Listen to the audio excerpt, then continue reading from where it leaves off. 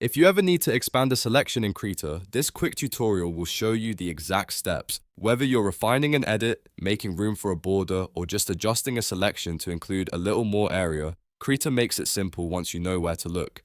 And if this video helps you out, be sure to hit like and subscribe for more easy Krita tutorials. First, go ahead and create your selection shape using any selection tool from the toolbox Docker. You can use whichever tool fits your project best, whether that's a freehand selection, rectangular selection, elliptical selection, or another selection tool. The important thing is to make sure your selection is active before you move on. Once your selection is in place, look up at the top menu bar and click Select. This menu contains different selection-related options that let you modify the area you've already chosen. From the drop-down menu, click Grow Selection. This will open a dialog box where you can control how much larger you want your selection to become.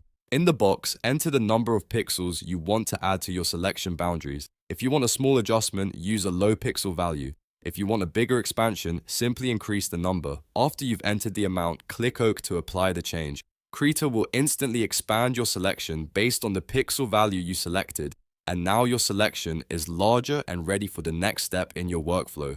This is especially useful when you need more room around an object, want to create cleaner edits, or need to adjust the selection before filling, transforming, or masking. And that's it. You've successfully expanded your selection in Krita. If this tutorial helped, please give it a thumbs up and subscribe for more step-by-step guides just like this one. Thanks for watching, and I'll see you in the next video.